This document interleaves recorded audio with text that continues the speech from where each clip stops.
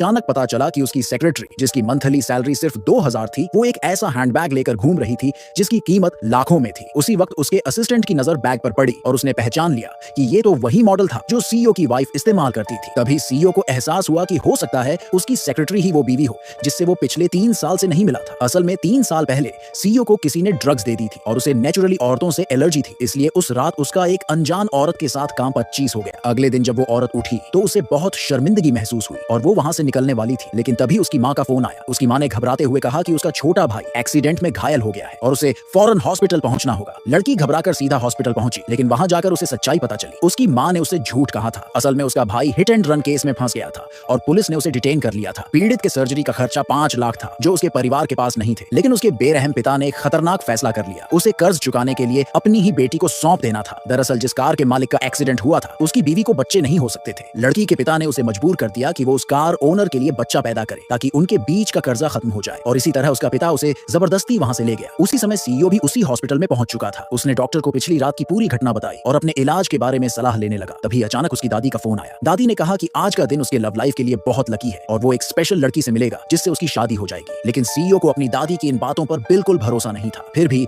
जब उसकी दादी ने धमकी भरे अंदाज में उसे ऑर्डर दिया तो उसने अनमने मन से उनकी बात मान ली। जल्द ही उसे एक ऐसी लड़की मिल गई जो उसकी दादी के बताए हुए क्राइटेरिया में फिट बैठती थी, लेकिन उनकी मुलाकात इतनी अजीब थी कि दोनों को ठीक से एक दूसरे का चेहरा तक देखने का मौका नहीं मिला। इसलिए सीईओ ने लड़की से उसकी बर्थ डेट और टाइम पूछा, लेकिन लड़की ने उसे पूरी तरह इग्नोर कर दिया। सीईओ ने बड़े आराम से लड़की से कहा, अब से हम पति पत्नी हैं। फिर उसने उसे एक 5 लाख युआन की बैंक कार्ड दे दी, जैसे किसी डील की पेमेंट कर रहा हो, लेकिन एक शर्त रखी, लड़की अपनी पहचान किसी को नहीं बताएगी कि वो सीईओ की वाइफ है। अगर उसने कॉन्ट्रैक्ट तोड़ा तो उसे 1 अरब युआन का पेनल्टी भरना पड़ेगा। ये सब कहकर सीईओ कमरे से बाहर चला गया। लड़की फिर एक पहाड़ों के बीच बनी विला में रहने लगी और वहीं से काम करने लगी। उसका काम सीईओ को उन औरतों से बचाना था जो अमीर घर में शादी करने के लिए पीछे पड़ी रहती थी। इसी तरह उसने पूरे 3 साल तक काम किया। फिर एक दिन अचानक सीईओ का कॉल आया। तभी लड़की को एहसास हुआ कि वो आदमी जिसके लिए वो 3 साल से काम कर रही थी असल में उसका ही पति था। लेकिन इस वक्त सीईओ को ये नहीं पता था कि उसकी सेक्रेटरी ही उसकी असली बीवी है। सीईओ ने लड़की से कहा, एक डिवोर्स एग्रीमेंट तैयार करो और मुझे दे दो। ये सुनकर लड़की दंग रह गई। उसने तुरंत सीईओ से पूछा, डिवोर्स क्यों? सीईओ ने ठंडे अंदाज में जवाब दिया, क्योंकि मेरी बीवी एक गोल्ड डिगर है और अच्छी वाइफ नहीं है। ये सुनते ही लड़की का गुस्सा 7वें आसमान पर पहुंच गया। लेकिन तभी सीईओ का दादी का फोन आया। दादी ने कहा कि वो अब देश वापस आ गई है और अपनी पोते की बीवी से मिलने के लिए बेताब है। उन्होंने सीईओ को ऑर्डर दिया कि आज रात को वो अपनी वाइफ को घर लेकर आए। फोन करते ही सीईओ घबरा गया। अब इस सिचुएशन को संभालने के लिए उसकी नजर लड़की पर गई। उसने लड़की से कहा, मेरी बीवी बनने का नाटक करो और मेरी दादी को संभालो। लेकिन लड़की ने तुरंत सीधा मना कर दिया। सीईओ ने बिना कोई बहस किए 15 लाख युआन की पेमेंट ऑफर कर दी। लड़की थोड़ी टेम्प्ट हुई, लेकिन फिर भी मना कर दिया। अचानक सीईओ ने धमकी दी कि अगर उसने उसकी बात नहीं मानी तो उसे जॉब से निकाल देगा। ये सुनते ही लड़की को कोई और ऑप्शन नहीं दिखा और उसने फौरन सीईओ की डील एक्सेप्ट कर ली। लेकिन लड़की को क्या पता था कि उसके साथ कुछ अजीब ही होने वाला है। वो जब वॉशरूम में थी तभी गलती से सीईओ की दादी से टकरा गई। लड़की फोन पर अपनी फ्रेंड से बात कर रही थी और कह रही थी, मैं आज किसी को बेवकूफ बनाने वाली हूँ। ये सुनते ही दादी भड़क गई, लड़की को कोसने लगी और वहां से चली गई। बाद में जब लड़की रेस्टोरेंट में सीईओ की दादी से मिलने पहुंची